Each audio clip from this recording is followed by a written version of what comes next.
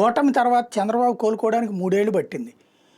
గట్టి ఉద్యమాలు చేయడానికి కానీ ఇదంతా. ఓ పక్కన కరోనా 2 ఏళ్ళు, ఆ తర్వాత స్థానిక ఎన్నికల్లో కూడా తెలుగుదేశం ఆశించిన పెర్ఫార్మెన్స్ ఏమీ లేదు. చాలా డల్‌గానే పెర్ఫార్మ్ చేసింది. ఏదైతే లోకేష్ పాదయాత్ర తర్వాత ఊపు వచ్చింది. ఆ తర్వాత చంద్రబాబు కూడా వచ్చారు. దాదాపుగా చెప్పాలంటే 1.5 ఏడాది కరెక్ట్‌గా వాళ్ళు.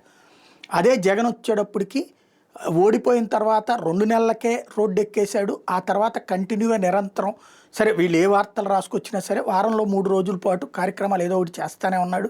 అదే సందర్భంలో కరుస్తూ ఉన్నాడు. పార్టీ పటిష్టంగా మళ్ళీ వాస్తవంగా 11 సీట్లకు పరిమితమైనటువంటి సందర్భంలో ఇక పార్టీ పని అయిపోయింది అన్నటువంటి ప్రచారం జరిగిన జగన్ మొండిగా నిలబడి కాపాడుకుంటున్నాడు. రాజ్యసభ సభ్యులు 4 వెళ్ళిపోయిన తర్వాత మిగతా వాళ్ళు వెళ్లకుండా చూసుకోవడంలో సక్సెస్ అయ్యాడు.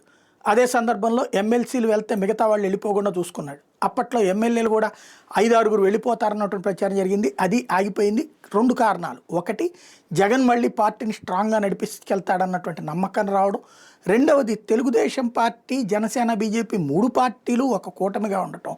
వీళ్ళకు ఇంకొక ఆల్టర్నేటివ్ లేదు. వెళ్తే ఆ పార్టీల్లోకే వెళ్ళాలి.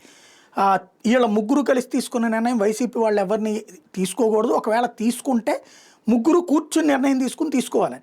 అయినా వాటిని పక్కన పెట్టి ఓ బాలినేని, రోసయ్య, తర్వాత సామినేని లాంటి వాళ్ళని జనసేన తీసుకుని తెలుగుదేశం పార్టీ ఎమ్మెల్సీలని ఏదైతే కైకలూరుకు సంబంధించినటువంటి ఆయన్ని ఇట్లాంటి వాళ్ళని కొంతమందిని తీసుకుంది. కాకపోతే ఇప్పుడు మళ్ళీ జగన్ దూకుడుగా ముందుకెళ్తున్నాడు, పార్టీని పటిష్టం చేసుకుంటున్నాడు.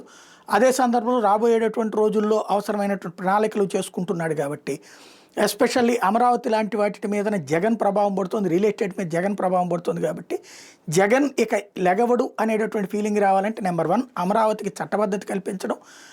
జగన్ చెప్పినా ఇక ఉండదు, రాజధాని అక్కడే ఉంటుంది, ఎవడేం చేయలేడు అనేటువంటి సంకేతం ఇవ్వడం ద్వారా దాన్ని కాపాడుకో. బట్ అయినా మిగతా రాష్ట్రం అంతా టెంపర్ ఉంటుంది అంటే ఉండదు. కాబట్టి పార్టీని చీలుస్తారా?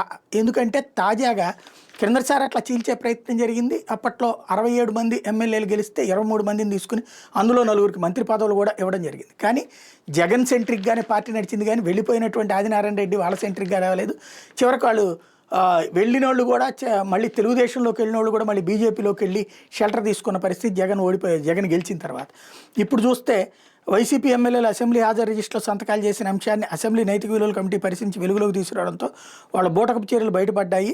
టీడీపీ పాలిట్ బ్యూరో సభ్యుడు యనమల రామకృష్ణ ఈ మాట చెప్తూ ఈ మేరకు గురువారం ప్రకటన విడుదల చేస్తూ అసెంబ్లీ కార్యకలాపాలు పూర్తిగా బహిష్కరిస్తున్న ప్రకటించారు. ఇదంతా చెప్తూ ఆ పార్టీలో అంతర్గత విభేదాలు ప్రతిబింబిస్తోంది. కాబట్టి వైసీపీ చీలికకు దారి తీయవచ్చు. ఇది క్యాజువల్గానే మాట్లాడి ఉండొచ్చు, కానీ ఓ ప్రయత్నం అయితే జరుగుతుంది ఇట్లాంటి పాయింట్ల ద్వారా.